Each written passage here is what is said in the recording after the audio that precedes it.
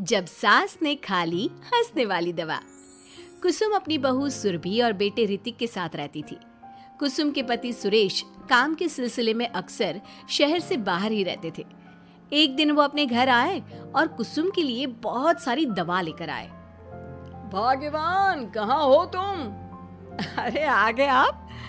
इस बार बहुत दिनों में आए और मैंने आपको जो घुटनों के दर्द की दवाई लाने के लिए कहा था वो तो लाए हैं ना आप?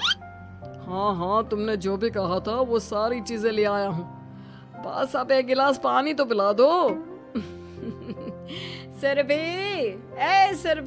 एक गिलास पानी तो लाना। सुरभि जल्दी से पानी लेकर आती है। सुरेश सुरभि के सर पर हाथ रखता है और उसका हालचाल पूछता है। बहू, ये तुम्हारी सास के लिए मैं कुछ दवाई लाया था। तुम देख लो ये दवा। तुम्हारी सास तो है भुलक्कड़, किसी और दवाई की जगह कोई और दवाई खा लेगी तो लेने के देने पड़ जाएंगे। सुरेश एक एक करके सुरभि को दवाई बताने लगा। देखो, यह घुटने के दर्द की दवा है। यह घुटनों के दर्द के लिए मालिश का तेल है। रोज रात को मालिश करनी है इससे। ये बीपी की दवा और ये कमर दर्द की। एक दवाई की शीशी हाथ में लेकर कहते हैं, लेकिन ये दवाई किस चीज की है? लगता है मेडिकल वाले ने गलती से दे दिया। सुरेश कुछ दिन अपने घर वालों के साथ रहता है और फिर शहर से बाहर चला जाता है। सुरभि रोज अपनी सास को दवाई दे देती है, लेकिन एक दिन वो घर के काम में बहुत व्यस्त होती है और अपनी सास को दवाई देना भूल जाती है। लगता है सुरभि को आज बहुत ज्यादा काम है। चलो कोई बात नहीं, मैं खुद ही दवा ले लेती हूँ। अरे वाह, ये दवाई तो बहुत स्वादिष्ट है। थोड़ी सी और पी लेती हूँ। इस तरह कुसुम थोड़ी थोड़ी करके हंसने वाली दवाई की पूरी बोतल ही पी लेती है। माँ जी, आज मेरे मायके वाले आ रहे हैं। भैया का फोन आया था। क्या कहा? मायके वाले? अरे तो तू यहाँ क्यों खड़ी है? खाने में कुछ अच्छा सा बना ले। माँ जी, आप इतना हंस क्यों रही हो? आप मेरे मायके वालों का मजाक तो नहीं बना रही हो ना? नहीं, मैं कहाँ मजाक बना रही हूँ। मैं तो बस बता रही हूँ। माँ जी, आप झूठ भी बोलती हैं। आप अभी तो हंस रही थी। कुसुम हंसती ही रहती है। सुरभि वहां से चली जाती है और खाने की तैयारी में लग जाती है। थोड़ी देर बाद सुरभि का भाई और सुरभि की माँ आते हैं। कुसुम उन्हें अंदर बिठाती है और अपनी सास को बुला लाती है। समधन जी, कैसी हैं आप? मैं तो ठीक हूँ। आप बताइए, आप कैसे? आंटी जी, आप इतना हंस क्यों रही हो? मैं कहाँ हंस रही हूँ बेटा। जब कुसुम लगातार हंसे जा रही थी तो उन्हें इंसल्ट फील हुई और वे वहाँ से जाने लगे। अच्छा बहन जी, हम चलते हैं। आपकी मेहमान नवाजी का बहुत बहुत शुक्रिया। सुरभि की माँ जा ही रही थी, तभी उसका पैर फिसल गया और वो बहुत तेज गिरी। माँ, आप ठीक तो हैं? अरे बहन जी, आप ठीक तो हैं? आपको चोट तो नहीं लगी ना? आप मुझसे पूछ रही हैं या मेरा मजाक उड़ा रही हैं? बहन जी, पहले तो आप इतनी बदतमीज नहीं थी, लेकिन अब क्या हो गया है आपको? माँ, आप ठीक तो है ना? अंदर चलिए, मेरे कमरे में आराम कर लीजिए। नहीं सुरभि, हम जा रहे हैं। हमें अपना मजाक और उड़वाने का शौक नहीं है। और सुरभि, तुम अपनी सास का इलाज कराओ। इस तरह सुरभि के मायके वाले चले गए तो सुरभि का गुस्सा चौथे आसमान पर था। उसने अपनी सास से कहा, माँ जी, आपने मेरे भाई और मेरी माँ के साथ ऐसा क्यों किया? अगर आपको उनका यहाँ आना अच्छा नहीं लगा तो आप मुझसे बोल देती। इस तरह उनकी इंसल्ट करने की क्या जरूरत थी? नहीं बहू, मैंने कुछ नहीं किया। अरे भला मुझे क्या पड़ी है जो तेरे घर वालों का मजाक उड़ाऊंगी? देखिए माँ जी, आप अब भी हंस रही हैं। आपसे तो बात करना ही बेकार है। सुरभि वहां से चली जाती है। अगली सुबह सुरभि को बहुत तेज बुखार हो जाता है और कुसुम उसे आवाज लगाती हुई उसके कमरे में जाती है।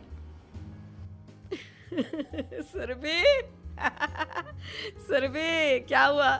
अभी तक सो रही हो तुम? क्या हो गया? माँ जी, मुझे बहुत तेज बुखार आ रहा है। अच्छा। ठीक है, ऋतिक को बुलाती हूँ। माँ जी, मुझे बुखार आ रहा है और आप हंस रही हैं। अरे नहीं बहू, मैं कहाँ हंस रही हूँ। वो तो मेरी हंसी रोक ही नहीं रही है। माँ जी, जब आपकी तबीयत खराब होती है तो मैं आपका कितना ख्याल रखती हूँ और आप मुझ पर हंस रही हो। चली जाओ आप यहाँ से। बहू सुन तो सही। नहीं माँ जी, आप जाओ यहाँ से। अब तो आपके बेटे ही आपसे बात करेंगे और मैं पापा जी को भी बताऊंगी कि आजकल आप क्या कर रही हैं। जब ऋतिक घर आया तो सुरभि ने उसे सारी बात बताई। मुझे तुम्हारी बात पर विश्वास नहीं हो रहा। माँ तो तुमसे बहुत प्यार करती है, फिर वो तुम्हारा और तुम्हारे घर वालों का मजाक क्यों उड़ाएंगी? खैर अभी छोड़ो इस बात को, अभी तो तुम मेरे साथ चलो, तुम्हारी दवाई ले आते हैं। कुछ दिन में सुरभि ठीक हो गई। एक दिन ऋतिक को पता चला कि उसके मौसी के बेटे राहुल की तबीयत बहुत खराब है, तो वो अपनी माँ और पत्नी को लेकर हॉस्पिटल पहुंचा। मौसी जी, कैसे हैं राहुल भैया? बेटी, इतने दिन हो गए मेरे राहुल को बीमार हुए, लेकिन उसकी तबीयत में कोई सुधार नहीं आ रहा। अरे छोटी, हुआ क्या है राहुल बेटे को? कुछ बता तो सही। माँ, आप हंस क्यों रही हो? कहाँ हंस रही हो बेटा? मैं तो अपनी बहन के बेटे के लिए परेशान हूँ। माँ, ये क्या तरीका है? रहने दे बेटा, ये तो मैंने सुना था कि मुसीबत में साया भी साथ छोड़कर चला जाता है।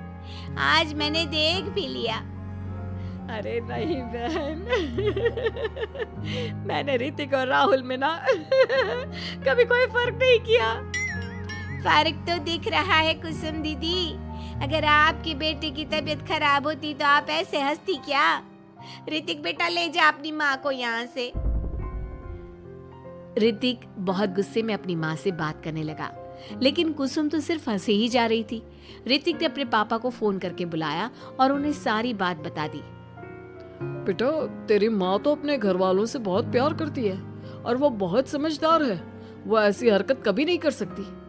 जरूर कोई ना कोई बात है। कल मैं उसे डॉक्टर के पास ले जाऊंगा। शाम को खाना खाने के बाद सुरभि कुसुम को दवाई देने के लिए गई तो उसने देखा कि दवाई की वो बोतल तो बिल्कुल खाली थी जो सुरेश गलती से ले आया था। सुरभि ने वो बोतल सबको दिखाई।